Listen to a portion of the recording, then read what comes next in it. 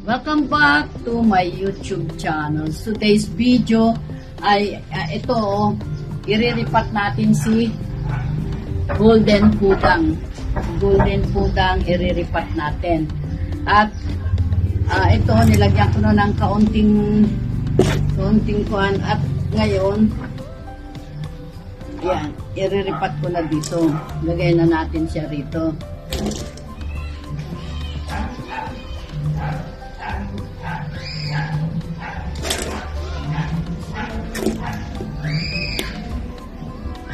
Yan. At tapos to, lagay natin.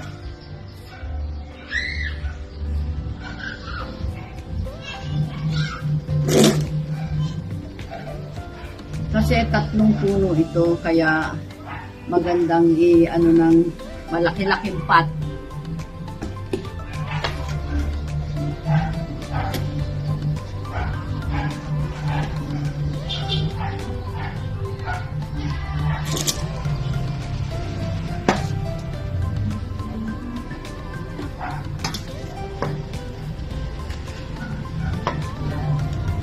Nilagyan ko ng vermicast to para ano, kahit pa paano mayroon siyang kuwan.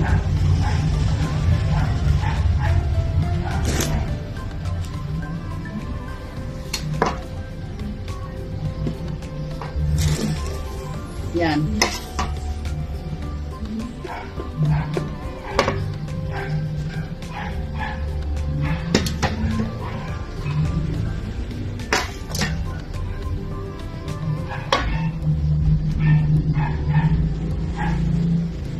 Diba maganda na ang ano niya, pagkakuan niya.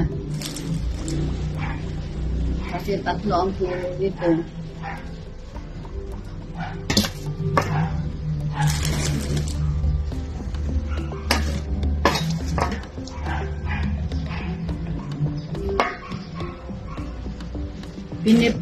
Prepare na natin yung kanyang ano, soil kanina, pinagtimpla-timpla ko pero hindi ko pa masyadong nahalo, kaya ngayon ko lang hinalo.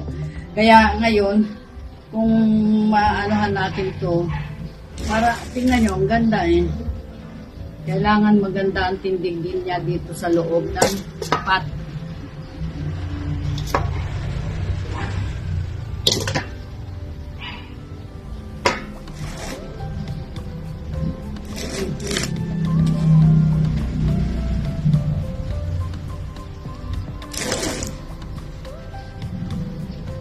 Kasi yung ugat niya magkaduktong, kaya hindi pwedeng hiwalayin. Baka mamaya masaktan siya. Kaya hindi ko na pinaghiwalay. Kasi baka mamaya masaktan, sayang. Yan.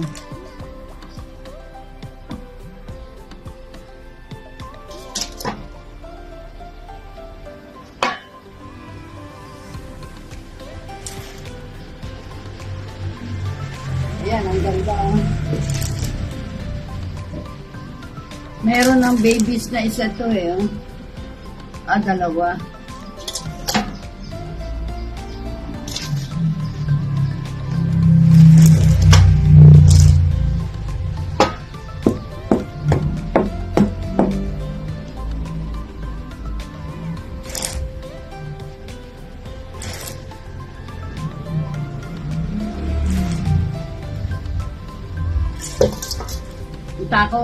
Matakaw sa soil mix.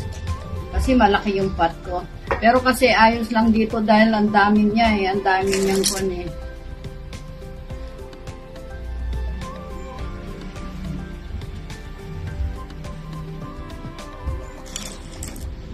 Hindi natin kailangan punuin ng ano para makahinga siya.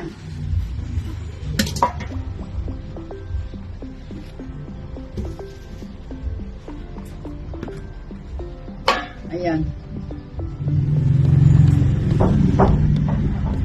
Ang susunod natin gagawin, ito na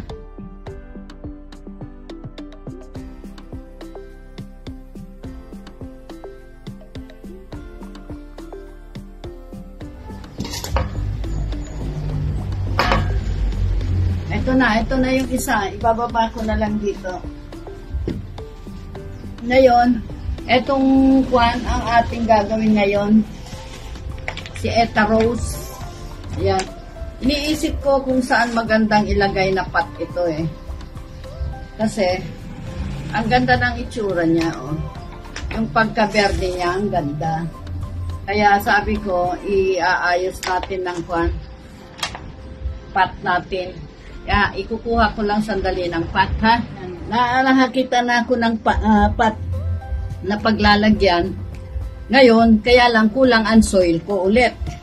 Gagawa na naman tayo ng soil para kay Eta Rose. Ito si Eta Rose.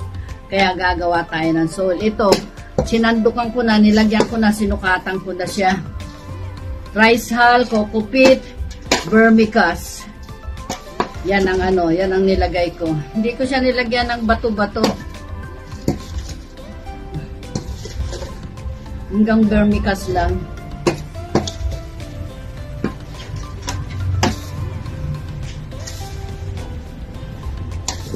Yan o. Hindi pa halong-halo eh. Ito.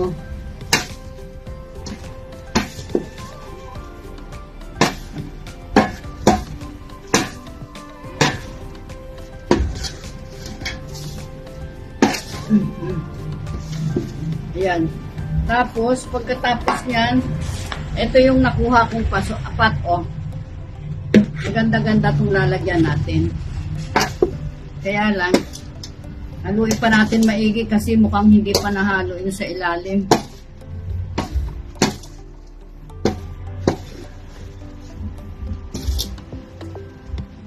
Kasi, hindi pwede yung ano eh, yung kulang-kulang ang ano, ang kanyang soil.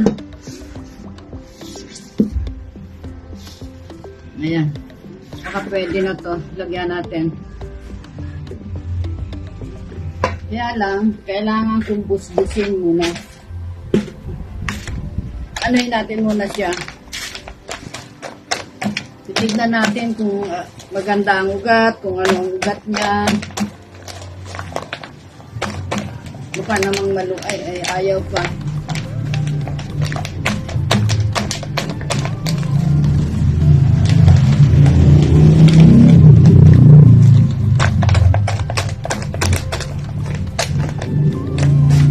Nakadikit.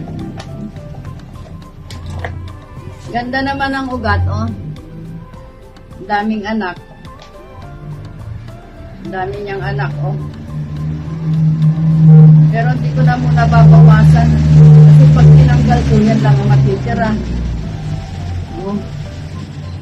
Pwede yatang ihiwalay itong isa.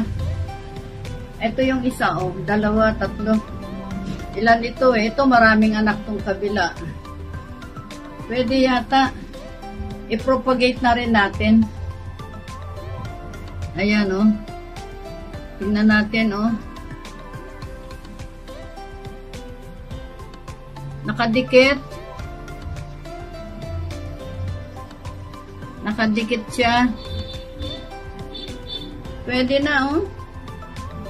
Kasi kung ito, napakadami niya, okay naman, ano? Oh. Kaya lang sayang naman, oh.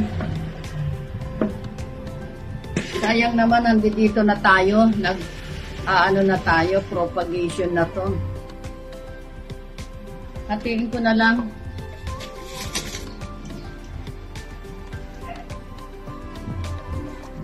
Teka.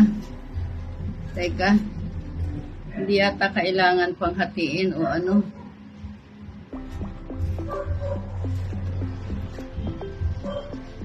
Ayun, oh. Pwede natin i-ano. Ito, oh. Dito natin i-cut. Pwede naman pala. Ayun.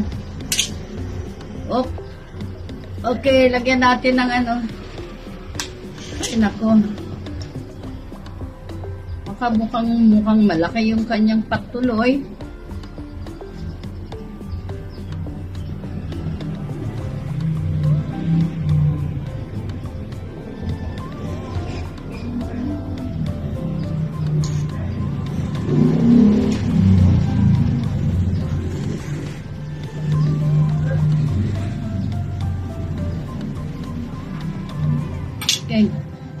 Ayan, oh.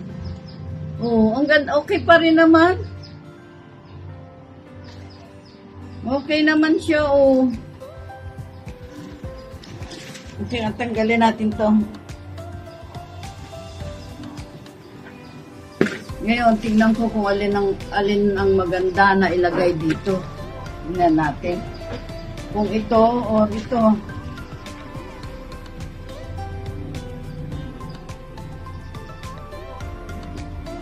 Ito na lang siguro. Kasi ito, cute din naman nito, oh. Kaya lang isang puno lang siya. Dalawa. Ito, ilang puno ito? 3 puno. 3 puno ito. Natuyo na yung gitna niya. Oh, ano kaya? Okay, ito na lang muna ilagay natin dito. Tuloy, gagawa na naman ako ng lupa. Ayan. Gagawa na naman tayo ng lupa pagka hindi nagkasya dahil naging dalawa yung ano. Ito na, nakakuha na ako at natapos ko na. Ito yung ginagawa ko kanina. Ito yung huli natin na ginawa, si Eta Rose. Nakita nyo, napakaganda niya nung napalitan ng, diba? Kasi, alam nyo, itong mga ito, nakita naman nyo ang lalagyanan. O, diba? Nakita nyo na ang lalagyanan. Ganyan. Ngayon, katulad nito, naging ito na siya ngayon. O, ito namang isa, ayan. Nakita nyo ito. Ang ganda naman din, diba? Ang kanyang lalagyan niyan, ito rin, napakaliit. Kaya ngayon, natapos na natin, naayos na natin, napakagaganda na. Oh, di ba? Nakita nyo? Ito si Eta Rose. Ito naman si Golden Pudang. Ayan. Kaya magaganda siya, magaganda yung ating niripat ngayon. Oh, kasi kaya matagal tayo, gumawa pa ako ng soil mix niya. Kaya maraming salamat sa inyong pagsubaybay. Maraming salamat sa panunood nyo. At shout out sa aking mga subscriber at sa aking mga viewers. God bless you all.